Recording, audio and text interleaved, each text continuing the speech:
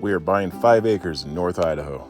We want to raise our own meat or harvest it from the land, as well as have a garden to supplement our grocery bill. We've lived a pretty typical life while raising our kids, if hand to mouth is typical. 8 years ago, we decided to start doing things that would give us a better income and hopefully more time with each other. We built a few small businesses for ourselves and spent a lot of time serving our community, both stateside and around the globe. We moved to North Idaho to finally set down some roots, to create a life outside the box, to share with our kids, and to encourage our community. And this is our story. What a great way to start a video, by not doing anything. It was just way too hot. We'd been going for way too long, trying to plan for this trip, get everything buttoned up so that we could get out of here. Instead, we decided to go to the creek and cool down. There's no better place to just sit and be as a family than out in nature. It also gives you a lot of time to think and ponder life's deepest questions.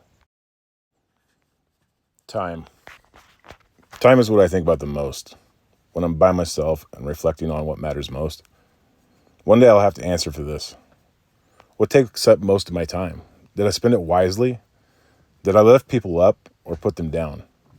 Did I often stew on the negative or did I seek the positive? Was I present for my wife and kids? It's hard to give of yourself in this way. But if it's not the people that I cherish most in this life receiving the bulk of my time, then I feel like I'm mishandling this precious resource. I feel like I'm stealing from them. You see, it doesn't matter what we are doing, as long as we're doing it together. And we're not perfect at it, but I do think about it a lot, actually. I can't buy more time. It's here until it's not.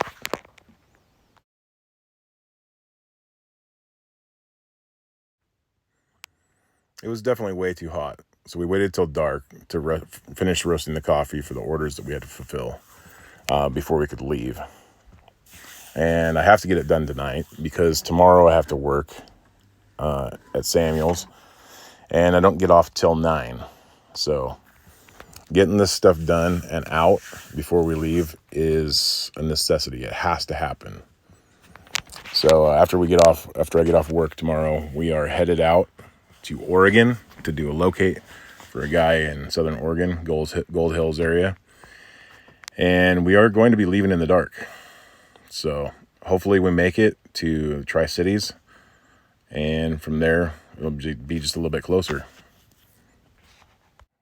Well, we got on the road. Like I said, it was going to be nighttime. So we did make it to the Tri-Cities into Kennewick, where we stayed the night. And from there, we left. It's a very desolate place out there. I don't know, pretty hot. Not really into it. But coming down the river there, the Columbia River, was a very gorgeous view. I'm glad we took that route. Then we went south through Bend and over a pass into Southern Oregon, where we were able to work at 102 degrees at 7 o'clock at night. That was super. So here's some footage of us working. We got our ground rods in the ground. What you see there, that little pad, is something we use to create a seismic event. So we take that hammer, smash it onto that plate, and that seismic wave goes down and sends back an electrical signal.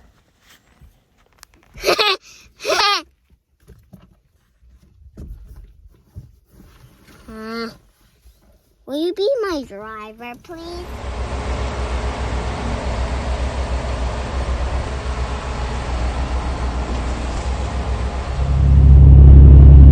This is a super non-typical day over in Washington. It's normally very sunny.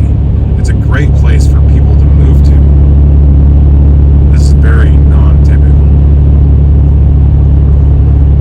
Anyways, we're heading to the beach. We're gonna go see Riley and take a look at his boat and stay the night before we head back to Idaho.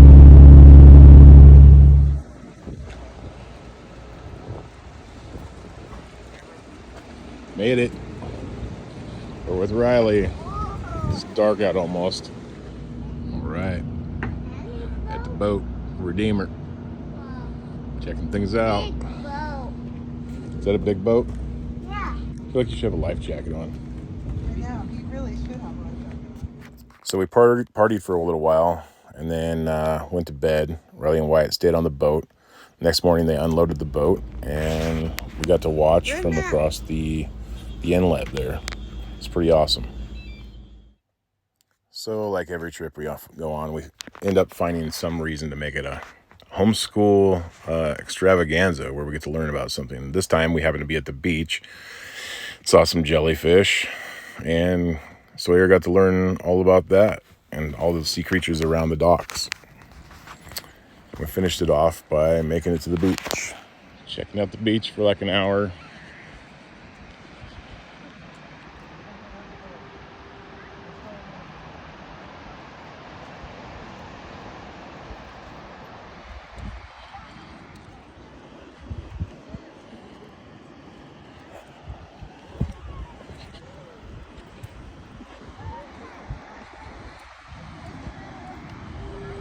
Success. What'd you find? A shell. Yeah? That's cool. Can I show you on the phone? Yeah. Yeah, okay. You show me. Yeah, that's it. Okay, well, You want me sweet. to hold it for you? Sure. Here. And there's one here. Lost it. She's lost it. She loves the beach. It invigorates her.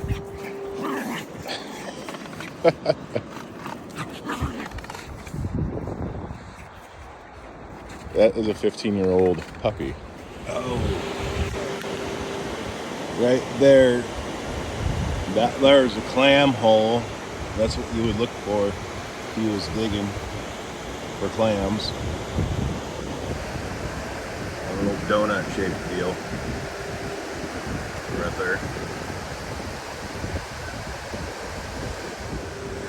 There's another really nice, pronounced one. Showing real nice today. Even if you only get a couple minutes, it's worth making the memories. You know what I mean?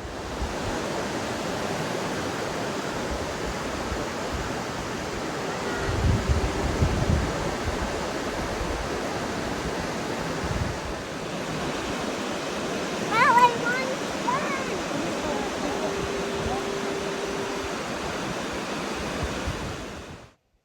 So after leaving Riley, we headed for a friend's house where we were going to pick up some fish that Riley had caught and delivered there. And also to take a look at their garden. Let's see what they got going on. So what do we got over here on this quarter acre? We got potatoes to the right. Yeah, see those. Let's see. Some onions, some leeks in this front patch. This was kind of like it's still weedy, but kind of like hey, we have a whole bunch of stuff we need to get a patch going. So we got taters over here. Two rows, about 80 feet. A row of leeks Right down in here. in between, and then another 1, 2, 3 rows of taters. Some kohlrabies, some miscellaneous red onions, intercropped, and then another 2 rows of potatoes. It's a lot of taters. Yeah, lots of taters. I mean, it's So kind of does this keep you in potatoes all year? this amount? Probably more than enough. More than In here with some cabbage going through the center. And what is that the same down on the end? Yeah, this is all, you can kind of see there's a difference. This is kind of a new plot, and so you can see where it's a little bit more fertile, where it wasn't as fertile. Right. Cabbages over here was kind of like a little bit of experiment, see how well it does. They did okay. They really didn't do as well as we would like. Some patch pressure. So Yeah. And sunflowers over here. yeah, sunflowers. That's butternut. Over there. Yep, that's butternut. Okay. And then melons. So that should keep you in squash for a while. Yeah. And then we have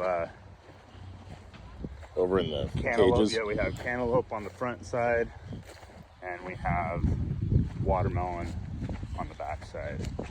I mean, this is Washington. We're gonna we're gonna go for it and see if we can get some melons out of it. I know cantaloupe does well.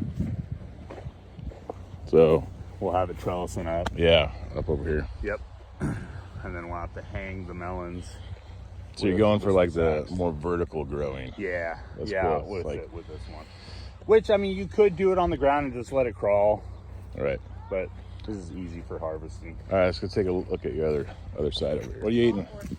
Carrot. Did you grow that? Mm-hmm. Yeah, that's a good sized carrot. What we got over here? We have hot peppers. So we have jalapenos, of course. And How long is this hoop house? This is 50 foot. 50 foot caterpillar tunnel. The tomatoes down the middle. Tomatoes down the middle. We used to connect. We did. And connect pickling two of cucumbers them. next to it with basil on the outside. Basil. Yep. Love basil. Good. Is that pretty much what you normally grow every year in here? Generally in hoop houses we do. In caterpillar tunnels we try to keep all our heat loving stuff in them, given that we're in Washington. Yeah. It can tend to be cooler sometimes. So And we'll take a look outside here. All right, so over here we got so these are bell peppers. bell peppers down that line. Some just Tomatoes. sugar sweets or sun gold tomatoes there. Delicata, patch of delicata Whole here. thing? Yep. Okay. And And over here we got we have peas. peas. Yep, snap peas. And then we undersow lettuce, especially for the summer because they kind of shade it out and Yeah, it keeps it. Yeah. keeps it from bolting. Yes. That's a big problem I have is Yeah. things bolt really fast where I'm at. Oh yeah. Got a whole salad garden down here. Yep. And carrots over here. Yep, carrots. I planted bunching onions. So bunching onions in the middle of them, they do really well together. Keep Okay. pests off Sweet. each other. Cabbage Yeah. and beets. I liked it, but you know they do well together. But definitely wider row if you're gonna do it because it just seems like the cabbage overshadows the beets. Yeah. And then what about? And then out there is Brussels sprouts and Swiss chard. Kind of the same thing. It was an experiment. Swiss chard did pretty well until it really got overshadowed with the Brussels sprouts. Awesome. I like it.